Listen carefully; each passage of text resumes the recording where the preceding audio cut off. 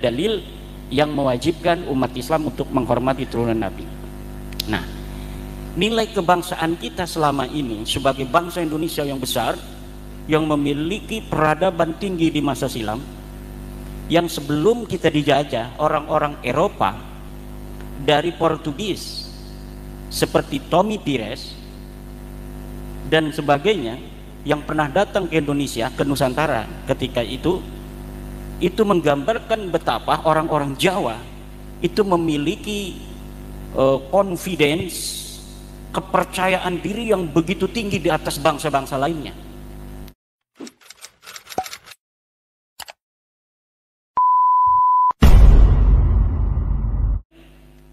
Saya rasa masalah nasab ini sudah paham. Yang masuk PWI ini kebanyakan sudah paham dengan sebuah kesimpulan bahwa Ba'lawi bukan keturunan Nabi. Itu kan? Saya yakin kalau yang sudah masuk PWI itu sudah memahami secara ilmiah bahwa Ba'lawi, Habib ini sama sekali tidak ada kaitan genealogis dengan baginda Nabi besar Muhammad SAW. Dilihat dari berbagai macam kacamata apapun bahwa Ba'lawi ini bukan keturunan Nabi. Kenapa ini ada kaitan dengan nilai-nilai kebangsaan kita sebagai bangsa Indonesia? Karena bangsa Indonesia ini mayoritas adalah Muslim. Dari ajaran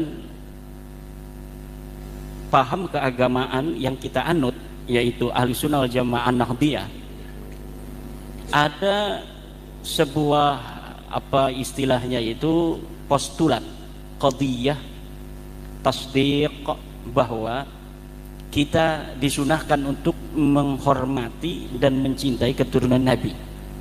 Tentu keturunan Nabi ini adalah yang asli. Nah, Ba'lawi sebagai orang yang mengaku keturunan Nabi tentu selama ini dianggap representatif untuk mendapatkan privilege, penghormatan dari warga NU terutama.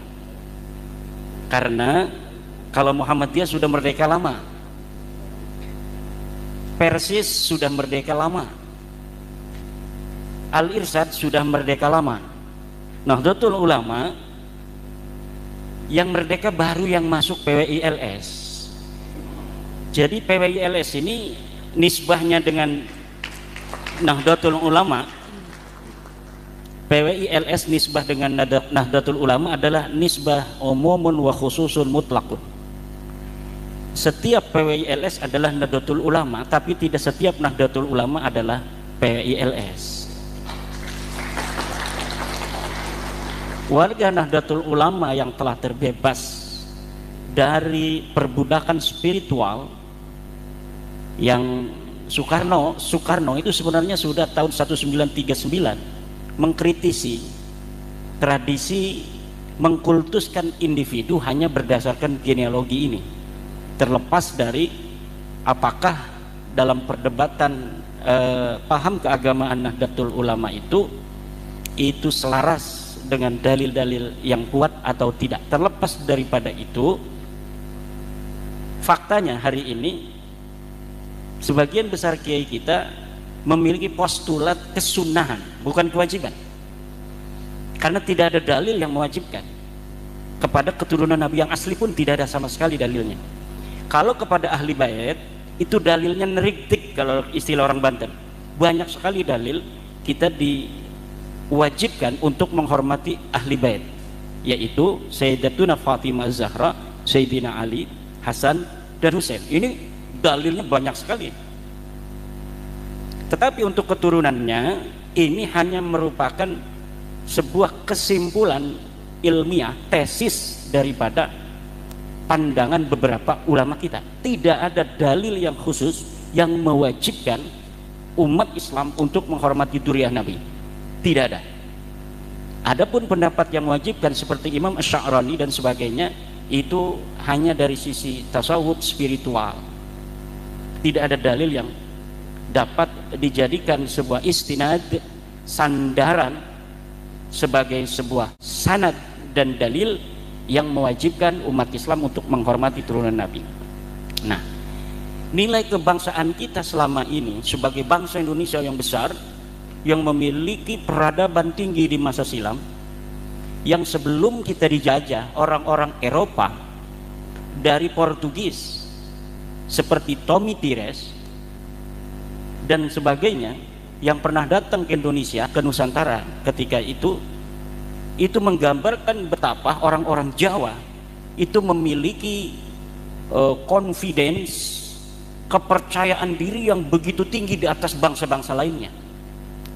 Bahkan kata para pelancong sekaligus peneliti dari Portugis itu, orang Jawa kalau ada orang asing datang ke Nusantara, berjalan beriring dengan orang-orang Jawa, kemudian ada gundukan tanah, orang asing ini naik ke gundukan tanah lebih tinggi daripada orang Jawa, maka langsung orang itu dibunuh. Saking orang Jawa memiliki sebuah nilai bahwa kami adalah bangsa besar, bangsa terhormat di negeri kami, bangsa asing tidak boleh untuk berdiri lebih tinggi daripada bangsa Indonesia. Dan itu tercatat di dalam buku-buku yang bisa kita dapat akses hari ini, karena sudah diterjemahkan sebagiannya, seperti Summa Oriental itu sudah diterjemahkan dalam bahasa Indonesia. João de Barros, Mendes Pinto, ini orang-orang Portugis yang mencatat bagaimana orang-orang Indonesia yang waktu itu bernama, dikenal dengan Archipel oleh orang-orang Arab atau Archipelago oleh orang-orang Portugis, itu memiliki industri perkapalan yang lebih hebat daripada Eropa. Jadi industri perkapalan kita terutama di Jawa Tengah, Jepara, itu lebih hebat daripada Eropa pada abad ke-16 awal, 1513 Masehi. Mereka orang-orang Portugis datang ke Nusantara itu sudah melihat kapal-kapal jungjung orang Demak, orang Jepara, itu lebih besar daripada jungjung kapal-kapal dagang, kapal-kapal perang Eropa. Industri senjata itu sudah ada di tanah Jawa pada saat itu. Jadi jangan dikira kita ini orang primitif yang hanya menggunakan pedang dan tombak. Meriam dan senapan itu sudah ada di abad ke-16, abad ke-17. Ketika Belanda, perusahaan dagang internasionalnya yang bernama VOC itu masuk dan menguasai ekonomi kita, baru di situ Belanda selain dia berdagang juga mencari titik-titik kelemahan budaya dan peradaban leluhur kita. Kalau kita mau dihancurkan dengan langsung berhadap-hadapan dengan orang asing, orang Jawa nggak bakal kalah. Maka caranya bagaimana? Caranya adalah pegang satu Kiai Nurholis, kemudian lemparkan saudaranya Kiai Ridho. Caranya begitu. Agar apa? Nanti saudara dengan saudara itu saling bersaing, saling bertarung. Di situ nanti Belanda, dalam hal ini VOC, itu akan mengambil kemanfaatan dari pertarungan saudara. Dalam istilahnya itu adalah Divide et Impera, mengadu domba. Dan hari ini yang harus hati-hati ini PWI, kita sebagai orang NU ini sedang diusahakan untuk bertarung dengan saudara kita sendiri, bahkan dengan orang tua kita yang harus kita hormati, dengan rumah kita yang selama ini kita cintai, yaitu Nahdlatul Ulama.